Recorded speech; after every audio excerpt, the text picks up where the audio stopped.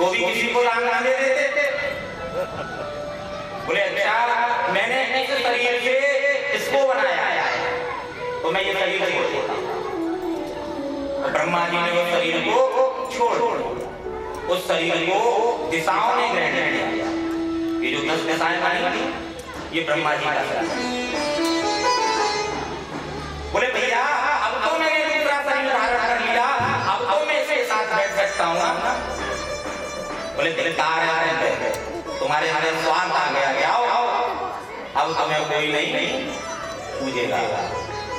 पूजा क्या की होती है? चित्त की और चरित्र की।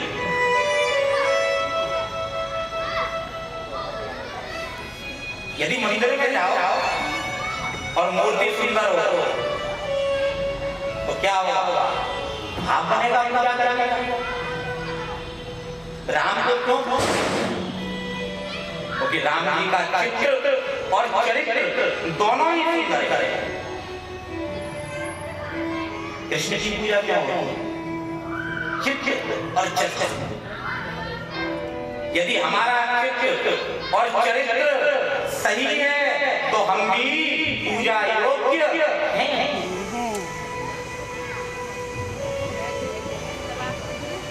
और क्या करें, गुलामी में रहे ना तो हमारे शास्त्रों में भी परिवर्तित हो गए, कुछ के बारे में कुछ लिख दिए गए। वास्तविकता कहां से पता चले? अब 800 साल बाद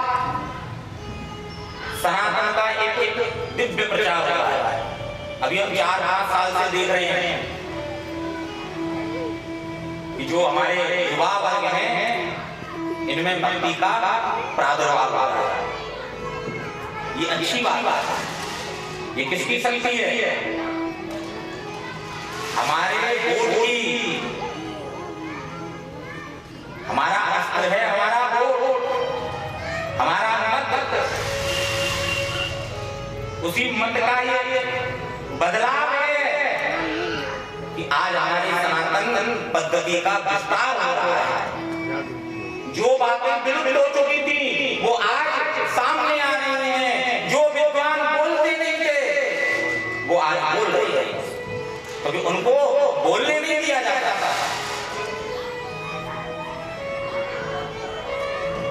सूत जी महाराज कहते हैं तुरंत उसी समय ब्रह्मा जी को त्याग करके वो 10 मानव पुत्र वहां से प्रस्थान कर जाते हैं। अब सृष्टि आगे विस्तार होती है और उसी समय 2 भाग आगे ब्रह्मा जी के, आगे के भाग से मनु और पीछे के भाग से शत्रुका का जन्म होता है। और जैसे ही इनका जन्म होता है इनसे कहा जाता है सृष्टि को अपने कांटे से चुराना कपड़ा हो तो कैसा डलवा दो, कांटे से चुराना खड़े। अब ये सृष्टि को अनुकूल बनाने के लिए बोले कहाँ जाए हम रहें कहाँ पे? रहने के लिए कोई जगह तो हो। तो भैया बोले एक ही जगह है, पृथ्वी पे चले जाए। अब जैसे ही पृथ्वी पे पहुंचे तो क्या कहते हैं? पृथ्वी तो वहां ये पृथ्वी कहां? सुखदेव जी कहते हैं राजन पृथ्वी को हिरण्याक्ष देते हैं। बोले प्रभु ये हिरण्याक्ष कौन सा था? डेली डलवा दो यहाँ पे चुभ रहे कांटे से। कुर्सी दे दो, कोई यहाँ कुर्सी ना। कश्यप नहीं बनता, कश्यप की तेरे पत्नियां जिसमें 2 प्रधान दिति और अदिति। पूरी भागवत का सार है, ध्यान से सुनना। यहाँ पे पूरी भागवत का सार। दिति ने कहा प्रभु हमारी जो बहन है उसके पुत्र तो बड़े बलशाली हैं, हमारा कोई ऐसा पुत्र नहीं है जो बलशाली हो। आप एक काम करो, हमें पुत्र के लिए हमारे साथ चलो। ऋषि ने कहा देवी तुम ये समय देख रही हो क्या समय हो रहा है? ये गोधूली काल की लीला है। संध्या समय दोनों समय मिल रहे हैं और इस समय पर 4 कार्य वर्जित हैं। 4 कार्य कौन से? सबसे पहला भोजन। बस बहुत दोनों समय मिले भोजन नहीं करना चाहिए। जो भोजन करता है वो रोगी होता है। ये चुभ रहे, कांटे कांटे से लग रहे हैं। दूसरा शयन, सोना नहीं चाहिए।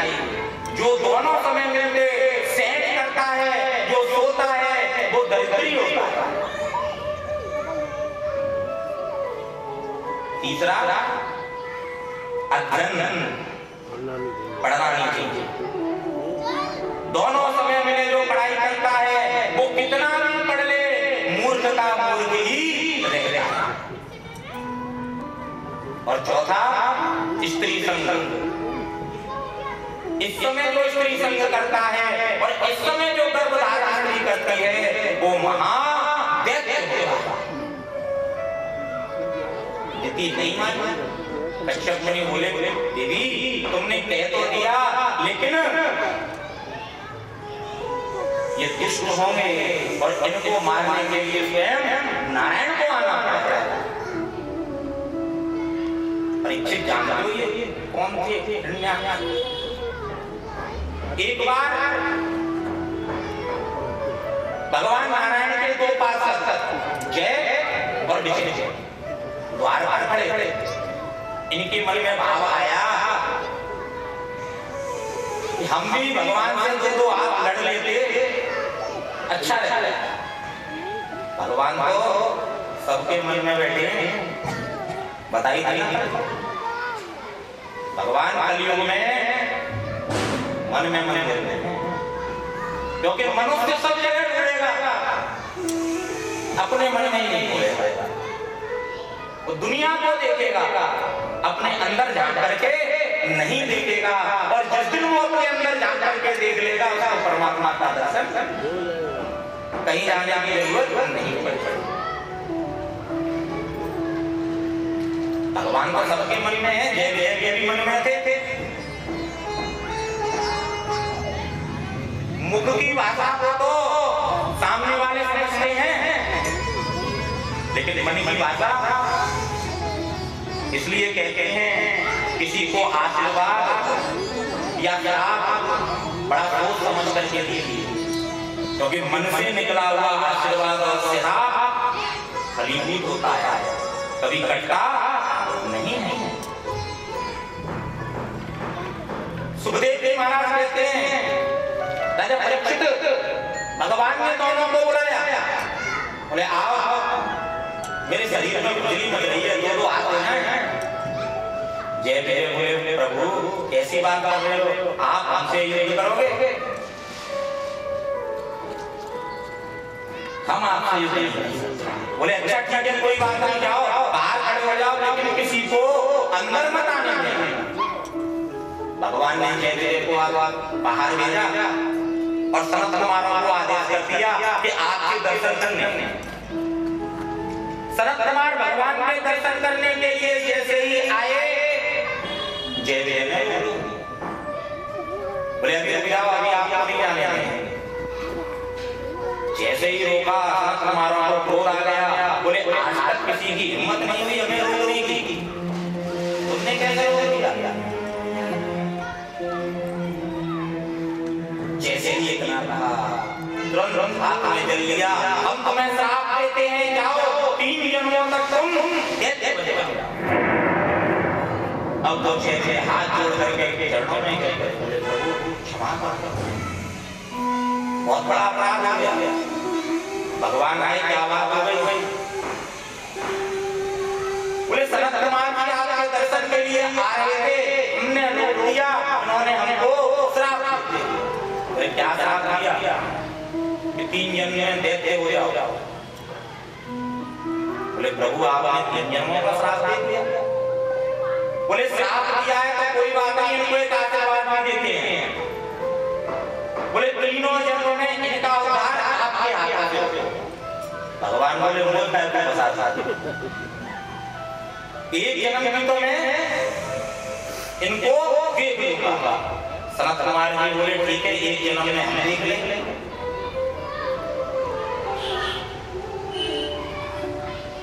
सनत कुमार जी यहाँ पहला जन्म करके आए और इन दोनों की मृत्यु का कारण, और जब कृष्ण जन्म होगा तो वहां ये शिशुपाल और दंतवक्र बन करके आए। वहां ये भगवान को गाली देंगे, अपने आप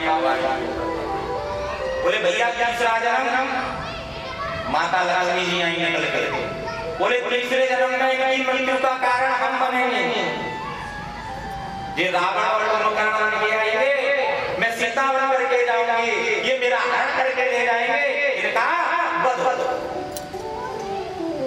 भगवान बोले तथास्तु। भगवान तो सबकी मनोकामना को समझते हैं, चाहे अच्छी हो चाहे बुरी हो, मांग तो तुम ही रहे हो ना। सुखदेव जी महाराज कहते हैं राजा परीक्षित,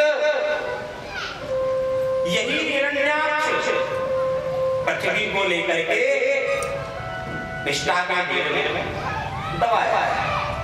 स्वयं राजा जब पहुंचे ब्रह्मा जी के पास, प्रभु पृथ्वी तो है ही नहीं। ब्रह्मा जी ने ध्यान लगाया और जैसे ही ध्यान लगाया तो क्या कहते हैं, विष्टा के ढेर में पृथ्वी छिपी हुई। अब विष्टा के ढेर से पृथ्वी कौन निकाले? विचार कर ही रहे थे कि विष्टा के ढेर से पृथ्वी कैसे निकालें। उसी समय एक जोरदार चीख आई और जैसे ही चीख आई, बाबा आज 12 भगवान का प्रादुर्भाव और 12 भगवान की, और जैसे ही 12 भगवान का प्रादुर्भाव हुआ, 12 भगवान आज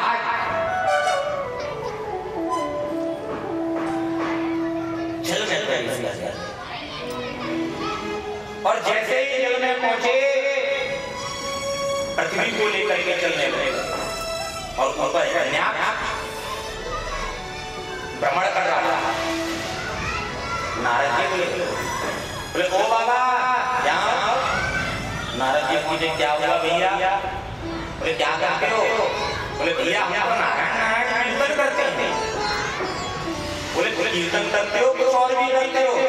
बोले नहीं भैया हम तो कीर्तन ही जानते हैं, उसके अलावा तो हम कुछ जानते ही नहीं। बोले अच्छा लड़ाई झगड़ा करना जानते हो?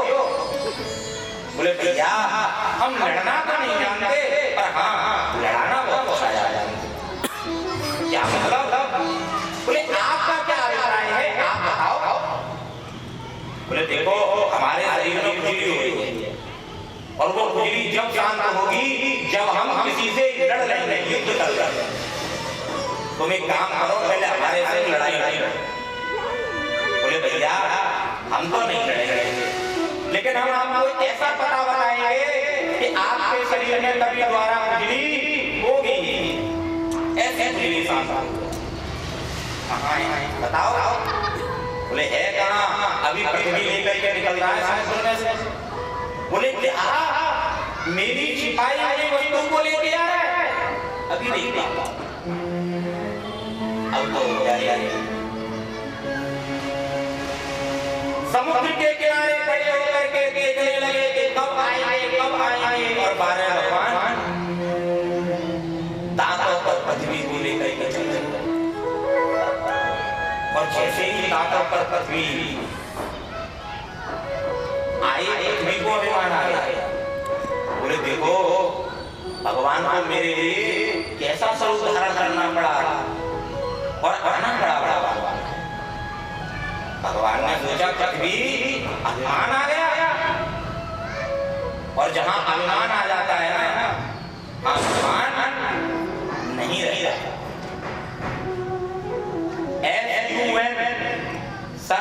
सन माने सूरज,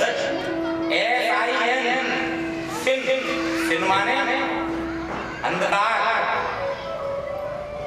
SUN प्रकाश, और SIN अंधकार।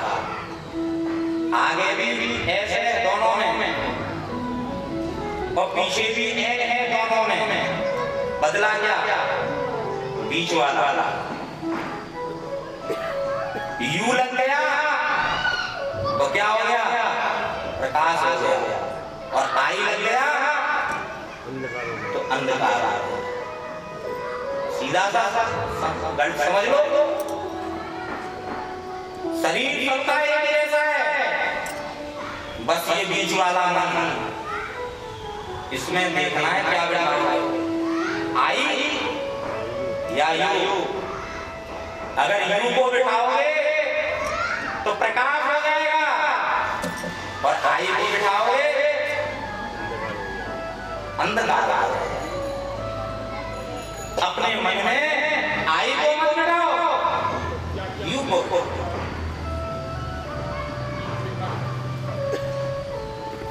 भगवान ने कहा पृथ्वी तुझे अभिमान हो गया, पहले तेरा अभिमान दूर करना पड़ेगा।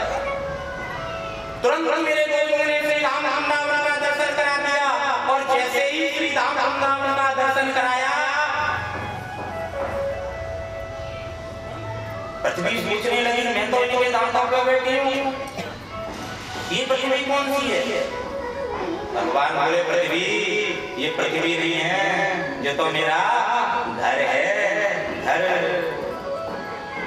वृंदावन पृथ्वी पे नहीं है, पृथ्वी से अलग है। बोलो ये भगवान का घर है जो पूरी सृष्टि को चला रहा है, उसके लिए भी तो कोई घर होना चाहिए। आई अपना सब कुछ करते हैं, अपना घर बनाते हैं और वो पूरी सृष्टि को चला रहा है। हम जरूर लेट हो जाएंगे, पर सूर्य की टाइमिंग है 7:03 तो 7:03 में ही निकलेंगे हम जरूर लेट हो जाएंगे। पृथ्वी ये तो मेरा घर है।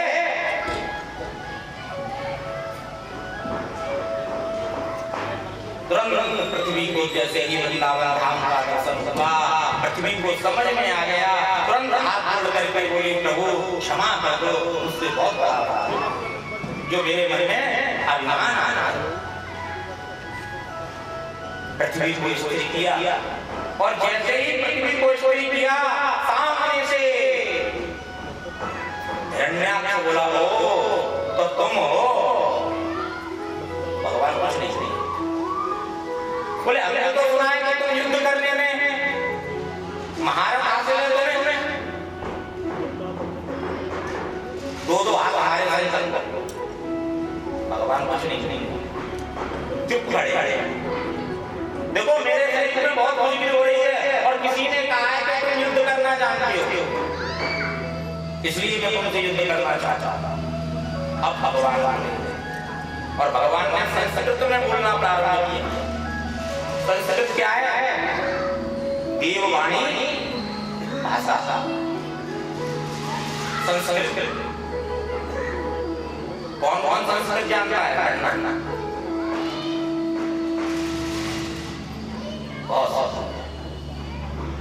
संस्कृत की गिनती किसको याद है? बनबंत्री तो सबको याद है।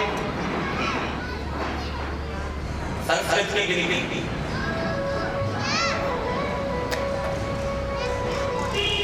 संस्कृत के छोटा बड़ा ABCD तो याद आ गए, छोटा बड़ा भी याद आ गए, लेकिन संस्कृत वाले याद आ गए। क्योंकि जो देववाणी है ना, अगर तुम संस्कृत बोलने लग जाओ तो देवता तुम्हारी बात को समझ में नहीं लग जाएगी। भाई हिंदी में तो तुम समझ रहे हो, अगर तुम बंगाल चले जाओ, बंगाल में तुम ये वाली भाषा बोलोगे, समझे? बंगाली बोलनी पड़ेगी। बिहार में जाओ तो बिहारी बोलनी पड़ेगी, तेलंगाना चले जाओ तो तेलुगु बोलनी पड़ेगी। ऐसे ही जो जिस भाषा में समझता है उससे उसी भाषा में बात करनी पड़ती है। अब तुम तो बोल रहे हो हिंदी और इनकी भाषा है संस्कृत। कि तुम कुछ भी गाते हो, पागल में पड़े कुछ भी बोलते हो। यहाँ भी हम राजनीतिक शिकार हैं। हमारी संस्कृत हमारे पाठ्यक्रम से विलुप्त कर दी गई। और देखो जी, मैं तो देखता हूँ अच्छे अच्छे प्रोफेसर, जज, इंजीनियर और एक छोटा सा पंडित आ गया क्योंकि संस्कृत जानते नहीं। विनय बोली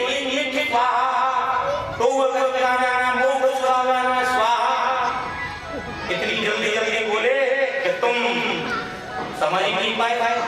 और डर ऐसा बिठा दिया कि ऐसे करोगे तो ऐसे हो जाएगा, और डर के मारे तुम वैसे अब क्या क्या आज यदि हमारा समाज, हमारा परिवार, हमारा वंश यदि कम हो रहा है, यदि घट रहा है, तो इसमें सबसे ज्यादा योगदान हमारा ही है। क्योंकि हमने संस्कार छात्र, हम बच्चों का जन्मदिन मनाते हैं कि नहीं? कैसे मनाते हैं? बोले 10 दिसंबर, 25 जनवरी, इस दिन जन्मदिन है। तो भगवान का कैसे मनाते हैं? जन्माष्टमी, श्री राम जन्म उत्सव, महानवमी। क्यों जी? भगवान का तो तीज मना रहे हो हिंदी महीना में, और अपने बाल को मानसिक गुलामी है कि नहीं? अब ये मानसिक गुलामी धीरे धीरे जो कोई व्यक्ति चला जाता है ना, उसके लिए हम भोजन कराते हैं ना, उसमें भी आ गया। तिथि को कोई नहीं मानता, डेट को सब मानते हैं। कुछ लोगों को तो ये भी नहीं पता होगा कि सनातन नववर्ष का आरंभ कब होता है।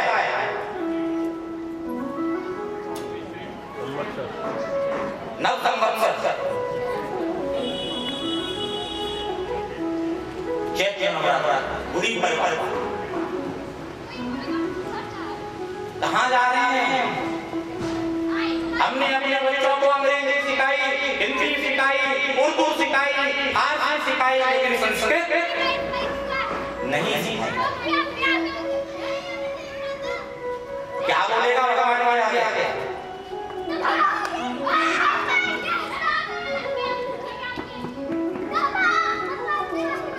अब भगवान ने हिरण्याक्ष को संस्कृत में बोला, और संस्कृत बड़ी प्यारी भाषा है। अगर संस्कृत में आप किसी को गाली भी दोगे ना, तो वो भी आपको आशीर्वाद लगेगा। अब भगवान ने हिरण्याक्ष को गाली दी थी और साफ कहा, और ब्राह्मण और हिरण्याक्ष खुश हो रहा है। क्या कहा भगवान ने? हे ग्राम सिंहो, हे ग्राम सिंहो, ग्राम सिंह। कौन होता है ग्राम का शेर? हैं? डीओजी साहब हैं? अब अगर हिंदी में कहते तो बुरा लगता, तो संस्कृत में कहा ग्राम सिंह, तो खुश हो गया। देखो मुझे शेर गिर रहे हैं गांव का, पता था नहीं। संस्कृत किसकी भाषा है? देवताओं की। और हम सब कौन हैं? ईश्वर अंश, जीव अविनाशी, हम सब उस ईश्वर का अंश हैं। पर हम अपनी भाषा को नहीं जानते, भूल चुके। महाराज कहते हैं, सोनकाल मुनियों बड़ा प्रसन्न हुआ, देखो मुझसे ग्राम सिंह कहा। ग्राम सिंह, आप युद्ध करना चाहते हो? चलो यदि आप युद्ध करना चाहते हो तो आपकी युद्ध की इच्छा भी अवश्य पूर्ण की जाएगी। और देखते देखते दोनों ने युद्ध प्रारंभ हो। हिरण्याक्ष भगवान पर प्रहार करता है और भगवान बच जाते हैं। फिर से प्रहार करता है भगवान, फिर से बच जाता है। एक भी प्रहार भगवान ने नहीं किया है। आकाश मार्ग से टकटकी बांध करके देवता दे गए हैं। बोले भैया देखो तो सही, भगवान भी देखो हिरण्याक्ष को भी मार नहीं पाए, इतना बलशाली है। गोविंद ने तुरंत उल्टा हाथ से गदा से प्रहार को रोका और सीधे हाथ से एक जोरदार मारा और जैसे ही थप्पड़ मारा हिरण्याक्ष गिर पड़ा। और जैसे ही हिरण्याक्ष पृथ्वी पर गिरा, अब तो हिरण्याक्ष को देख करके देवता स्तुति कर रहे हैं। और कैसी स्तुति कर रहे हैं? और देवताओं को भी विश्वास नहीं है कि हिरण्याक्ष मर गया, और स्तुति कर रहे हैं। बोले प्रभु आप तो धन्य हो सो हो, लेकिन आपसे ज्यादा धन्य तो हिरण्याक्ष है जो आपके आत्मा से मृत्यु को पाया। इसलिए कह रहे हैं क्योंकि अगर ये जिंदा हो और हमारी स्तुति सुन रहा हो, मुझे खड़ा हो जाएगा, कम से कम हमें नहीं मारे।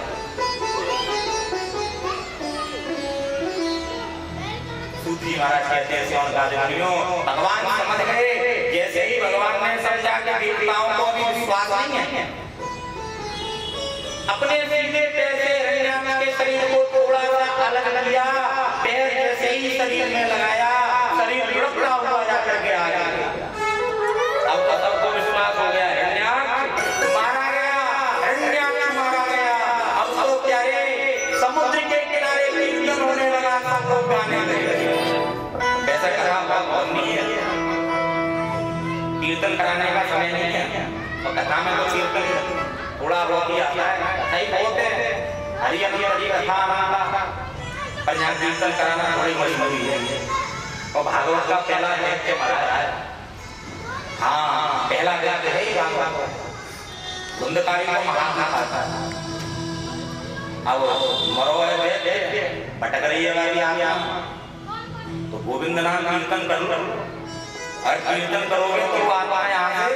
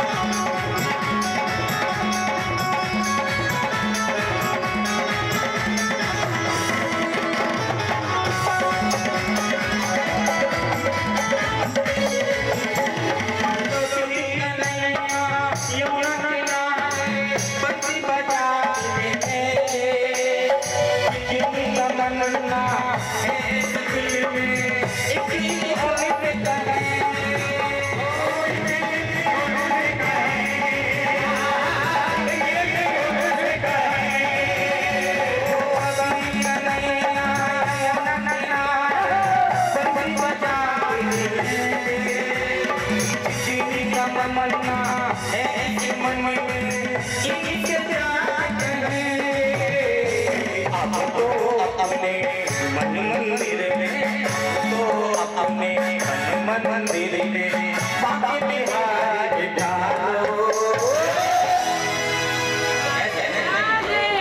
ताली बजा दे राधे राधे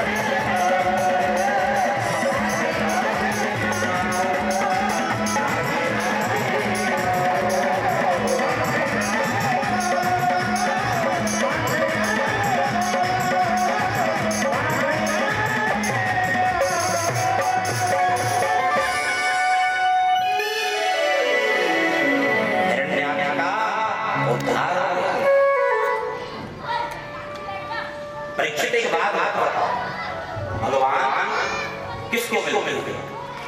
क्यों जी परीक्षित हैं?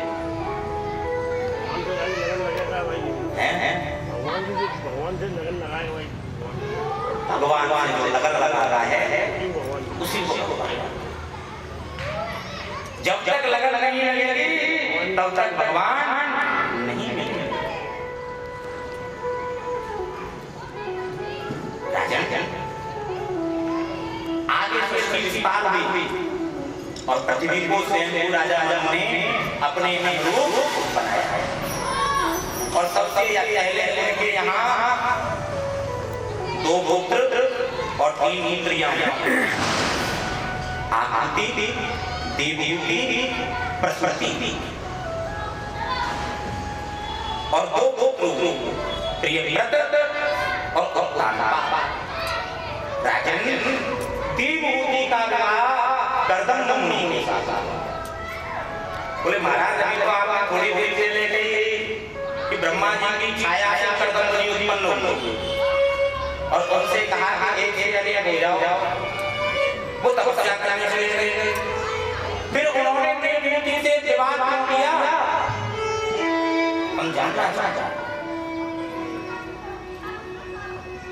सुखदेव देव कहते राजा परीक्षित इस मनुष्य जीवन के कुछ कर्म होते हैं। मनुष्य जीवन के कुछ कर्म होते हैं, जैसे 4 धाम है क्या? नहीं बोले भैया 4 धाम जाना जरूरी है, तीर्थ यात्रा करना जरूरी है। ये 4 धाम हमारे शरीर में बने हुए शरीर की क्रिया कैसे? सबसे पहले शरीर के लिए क्या जरूरी है? सोना, शयन। पहला सोना भाई, जब तक सोएंगे नहीं तब तक किसी काम का मन नहीं लगेगा। चाहे भजन हो, चाहे भोजन हो, चाहे कार्य हो। तो पहला धाम द्वारिका धाम। काहे की द्वारिका? सोने की द्वारिका है। सोने की द्वारका, रावण, कुंभकर्ण और विभीषण तीनों ने एक ही वर मांगा, लेकिन भावना अलग अलग थी। वो यू और आई वाला मन के विचार अलग अलग थे। विभीषण ने मांगा तो ना कभी सो रात भर बैठ करके भगवान का भजन करते रहते थे। कुंभकर्ण ने मांगा तो ना 6 महीने सोता था, 6 महीने खाता था। और रावण ने भी मांगा तो सोने की ललिता की। और भगवान द्वारिका में क्या कर रहे हैं? विश्रामी तो कर रहे हैं। जो लीला करी कहां गई? ब्रज में गई। और जब द्वारिका पहुंच गए तो सुदामा के पास भी नहीं गई, उसे वो भी बुला लिया, लीला नहीं आया। क्योंकि माधव विश्राम कर रहे हैं अपने पत्नी और बच्चों के साथ। द्वारिका में क्या है? सोना। और सोने के बाद फिर क्या होता है? नहाना। भाई सोने के बाद शरीर पवित्र हो गया, फिर कैसे पवित्र होगा? बोले नहाएंगे, उसको शुद्ध करेंगे। तो दूसरा धाम कौन सा? रामेश्वरम। रामेश्वरम गए हो कभी? जो गए हैं उनको पता होगा, पहले समुद्र में डुबकी लगाई जाती है, फिर 27 कुआं हैं, उन कुएं में स्नान कराए जाते हैं। तो 27 कुआं से नहाओगे तब सोमनाथ भगवान के सामने पहुंचोगे, रामेश्वर भगवान के सामने पहुंचोगे। भीगे कपड़े में।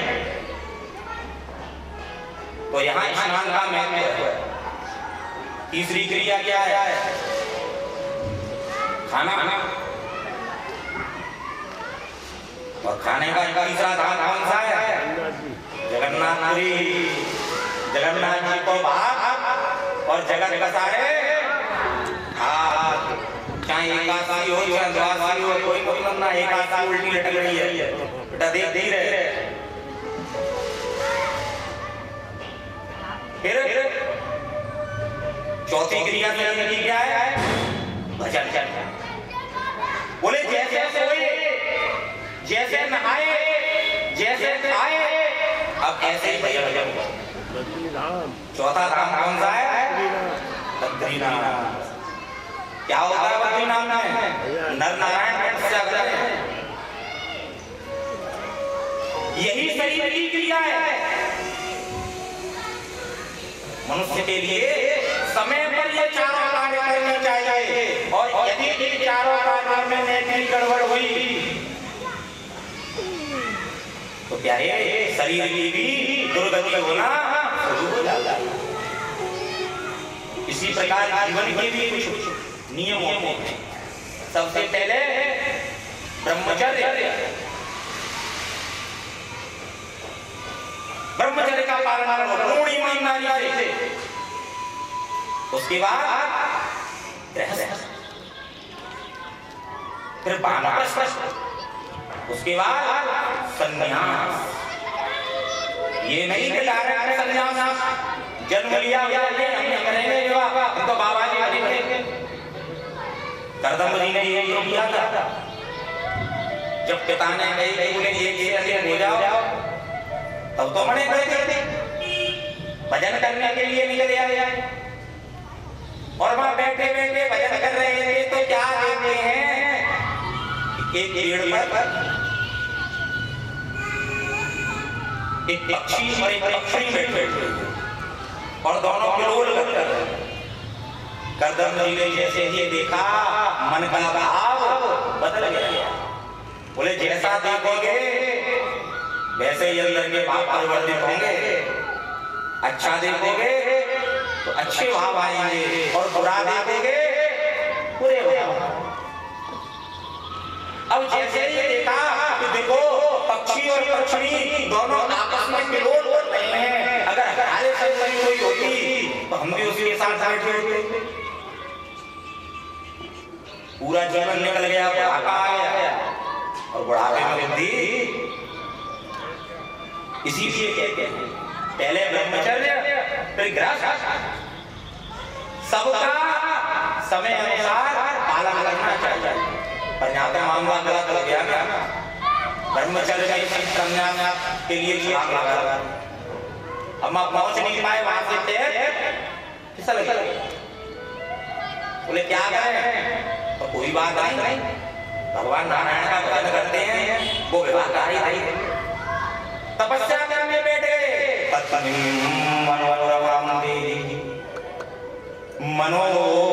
मनोव्रतांसारिणी तारिणी दुर्ग संसार सागरस्य कुलोद्भवा। मन में बैठ बैठ के भजन कर रहे हैं, बोले प्रभु कोई ऐसा विवाह कराओ पत्नी हमारे मन ही जिसका विवाह नहीं हो रहा हो, वो 6 महीने इस मंत्र का जाप कर ले, भगवत कृपा से उसका विवाह शीघ्र हो जाता है। अब बैठ बैठ के भजन कर रहे हैं, भजन करते जा रहे हैं, करते जा रहे हैं, भजन करते करते कई वर्ष हुए, आज भगवान आ गए। बोले देखो कैसे भजन करते, भगवान सामने खड़े हैं और करदम जी को देख रहे हैं। देखो पत्नी नाती के लिए क्या निष्ठा से भजन कर रहे हैं। और जैसे ही नेत्र खुले, भगवान को देखा, देख करके चकित रह गए, बोले प्रभु आप। और जैसे ही भगवान को देखा, नेत्रों से आंसू निकलने लगे। भगवान के भी आंसू निकलने लगे और करदम जी के भी आंसू निकलते निकलते वहां सरोवर बन गया। भगवान ने पैगंबर क्यों बुलाया? बोले प्रभु आपके दर्शन की इच्छा थी तो बुला लिया।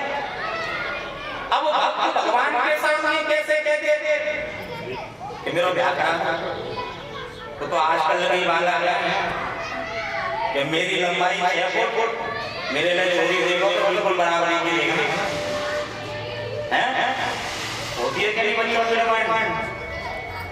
अब तो माता पिताओं की जरूरत ही नहीं है, अपने आप पसंद करो। जयराम जी यहाँ एक मर्यादा है, भगवान से कैसे करेंगे बात। भगवान को सबके मन की बात समझ में है ना। भगवान ने कहा विवाह कर लो। करदम जी बोले प्रभु अब बुढ़ापे में क्या, हमें तो आपके दर्शन करने से, आपके दर्शन हो गए। भगवान बोले मन भावे मेरी अलावे, मन में तो व्याधि कामना और मुझसे मने कर रहे हो। बोले नहीं नहीं अब इसका मतलब तो मेरी बात आज से तीसरे दिन स्वयं राजा आएंगे और अपनी पुत्री का विवाह तुम्हारे साथ करके। करदम जी बोले भगवान ब्याह तो कर दूंगा, लेकिन एक और विनती है आपसे। बोले क्या, उसको भी बता दो। बोले जब विवाह हो तो मुझे आप जैसा चाहिए। क्या मतलब, मेरे जैसा तो एक नहीं हूँ, या तो कोई मुझसे ज्ञान में बड़ा होगा या मुझसे छोटा होगा। तो प्रभु आप ही आ जाओ। बोले अच्छा चलो पहले विवाह का। तथास्तु का आशीर्वाद देकर के भगवान चले गए और जिनका विवाह शादी हुआ उनसे पूछना 3 दिन कैसे कट गए। अब तो करदम जी कुटिया में घूम रहे हैं चारों तरफ, सबको तीसरा दिन है और देवी योग से वो तीसरा दिन आ गया और तीसरे दिन स्वयं राजा मनु देवी को लेकर के कुटिया में आया। और जैसे ही कुटिया में आए, करदम जी ने 3 आसन दिखाए।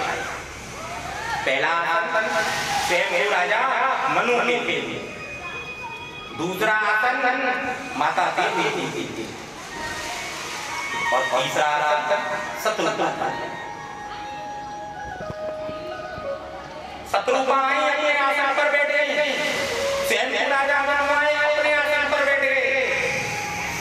लेकिन माता देवी आई, आसन पर हाथ रखा और जमीन पर बैठे। करदम जी समझ गए जो रिश्ता भगवान लेकर के आया है वो कोई साधारण थोड़ी है। कभी भी पत्नी को पति के दिए हुए आसन पर नहीं बैठना चाहिए। कोई बात नहीं, आजकल तो लड़का बराबर है, कन्या श्रेष्ठ होती है। घर में जाओ कभी लड़का भी बैठा हो लड़की भी बैठे हो और पिता को प्यास लगी और उसने घर में कहा पानी चाहिए तो बेटा तो बैठा रहेगा, बेटी जाएगी तुरंत जल्दी जाएगी और बेटा जब से जल चलेगा तब से जेब टोलेगा और अंत समय में भी नहीं छोड़ेगा जब तक खोपड़ी नहीं फोड़ेगा। तुम्हारा नाम भी लेगा, तुम्हारा धन भी लेगा, तुम्हारा नाम भी लेगा और अंत में तुम्हारे घर में डंडा भी मारेगा कि कहीं याद आ जाए लौट के नहीं आ जाएगा। और बेटी जो दे दोगे स्वीकार कर लेगी और देखेगी कि मेरे पिता का दान करने के लिए कुछ नहीं है तो दानियों में नाम लिखवाने के लिए स्वयं अपने आप को दान कैसे बराबर हो सकते हैं। माताओं की बराबरी कोई नहीं कर सकता। धन्य है माता देवी, इनके लक्षणों को देख करके करदम जी महाराज बड़े आनंदित हुए और तुरंत वेदों को रीति से पानी ग्रहण कर बड़ा सुंदर ज्ञान माता देवी ने को दिया।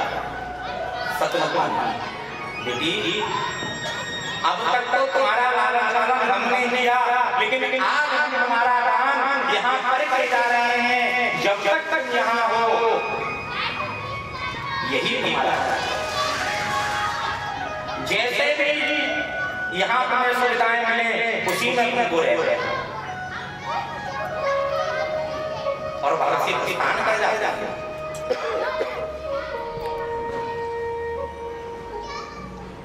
और इधर करदम जी को देख करके माता देवी ने प्रणाम किया। देवी का हाथ पकड़ा और हाथ पकड़ करके कुटिया में गए तो जैसे ही कुटिया में प्रवेश किया तो क्या कहते हैं एक जीवा बैठा है। देवी ने पूछा स्वामी ये कौन है? बोले ये इस कुटिया को अपनी कुटिया मानता है, ऊपर पर बैठा है। बोले स्वामी ये कौन है? बोले ये भी इस कुटिया को अपनी मानता है। बोले प्रभु ये सब अजीब जंतु इस कुटिया को अपनी कुटिया मानते हैं, फिर आपका स्थान कौन सा है? बोले वो सामने जो आसन लगाया है वही मेरा स्थान है। तुम थोड़ी देर रुको, मैं अपने इष्ट से मिलने के लिए जा रहा हूं। और जैसे ही यहाँ में बैठे पढ़ाई बच्चों को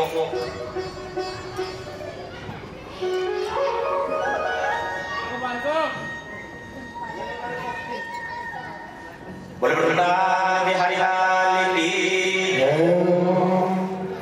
और जैसे ही आसन पर बैठे समाधि लगी। ये भी परीक्षाएं माता देवी। अब समाधि कोई थोड़ी देर की तो थी नहीं, 2-4 घंटा की। 100 साल की समाधि लग गई और 100 साल बाद देख के बोल करके देखे तो क्या कहते हैं कि एक पूरी पूरी डोगरी बैठी थी बेचारी डोगरी थी। तो देवी आप कौन? बोले प्रभु यदि आपको ज्ञात हो तो आज से 100 वर्ष पहले मेरे पिता ने मेरा कन्यादान आपके श्री चरणों में किया।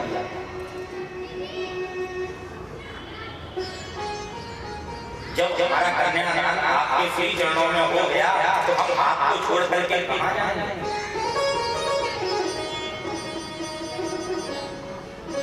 ये है माता देवी। और आज हम क्या देखते हैं न्यायालय में सबसे ज्यादा केस तलाक के चल रहे हैं। एक छोड़ दूसरा, दूसरा छोड़ तीसरा, तीसरा छोड़ चौथा।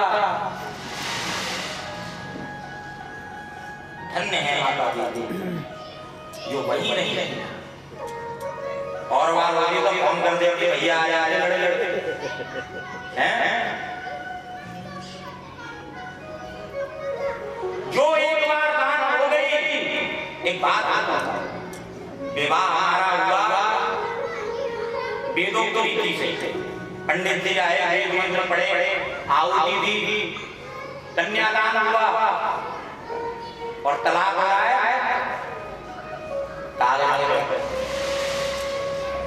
हमारे यहाँ विवाह है, विच्छेद नहीं है। हमारे यहाँ विवाह एक संस्कार है और जगह विवाह एक कॉन्ट्रैक्ट है। हमारे यहाँ विवाह 7 जन्मों का पवित्र बंधन माना जाता है।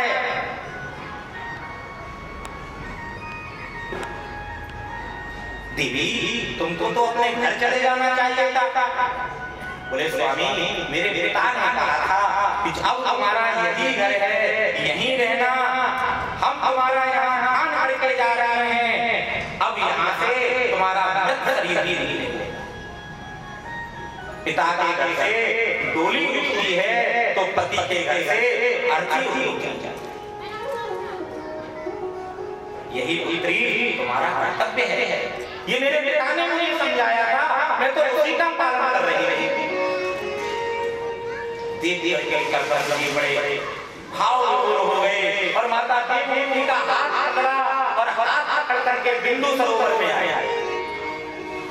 बिंदु सरोवर जो भगवान के अश्रु से बने और उसमें जैसे ही डुबकी लगाई, दोनों ने हाथ पकड़ करके कर्दमजीत तो हो गए 18 साल के और माता देवी हो गई 16 और गृहस्थ जीवन प्रारंभ हो गए।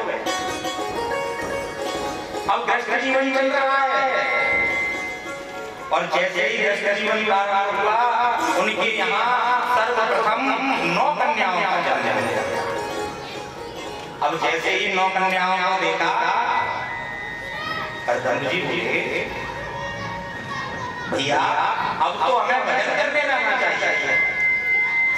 कई दिन व्यतीत हो गए, अब यदि भजन करने के लिए नहीं गए तो हमारा जीवन व्यर्थ है।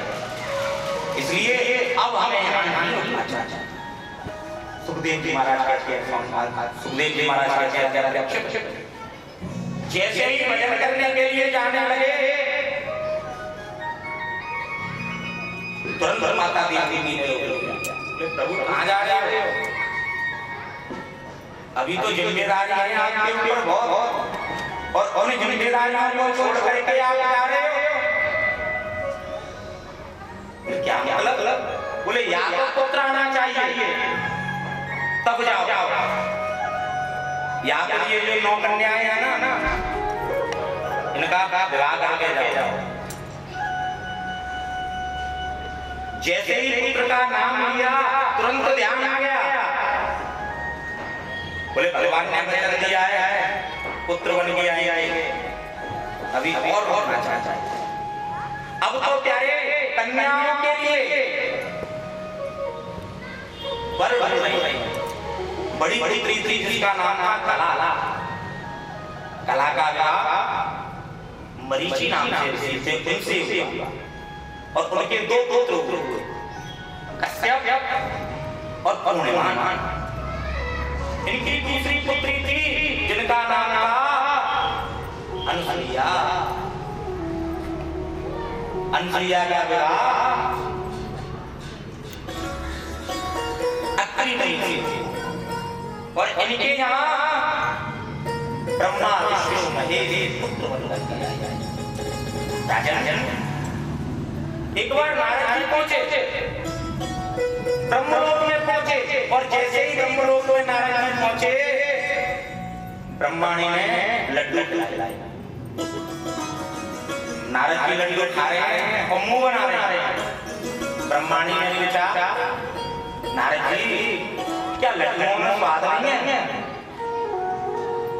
बोले माते स्वाद तो है, लेकिन जो स्वाद पतिव्रता अनुसुईया ये लड्डुओं में था वो स्वाद।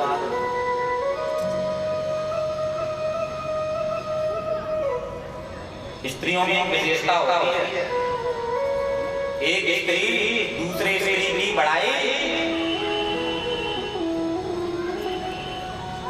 अब ब्रह्माणी के सामने अनुसुईया का बखान चल रहा है, ब्रह्माणी मनी मन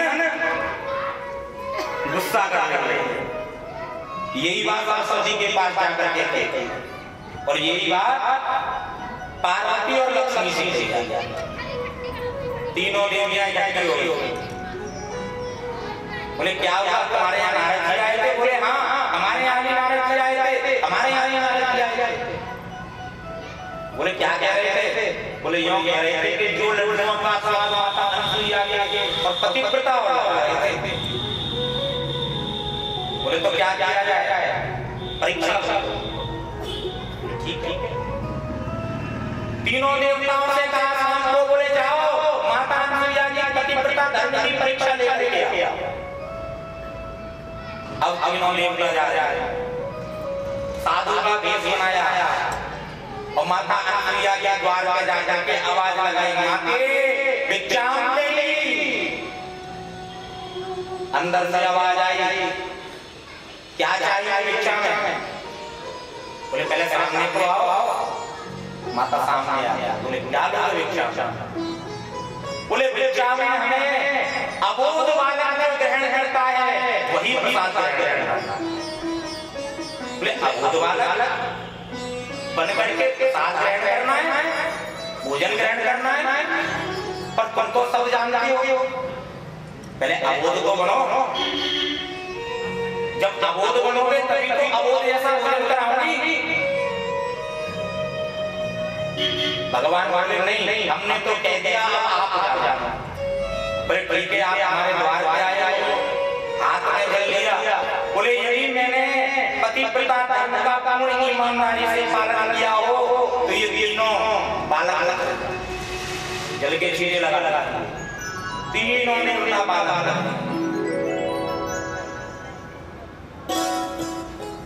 बालकों को लिया। अब वो बालक दूध पीते, दूध पिलाया और पल्ले में लिटा दिया। शाम को आया और जैसे ही घुसे कुटिया में बच्चों के रोने की आवाज सुनी। बोले देवी ये कौन है? बोले ये हमारे पुत्र हैं। वाह देवी, सुबह गया था तो एक भी पुत्र नहीं और शाम को आया था 3 पुत्र। ये लीला आप ही कर सकते। अब ये रोज की कहानी बन गई। माता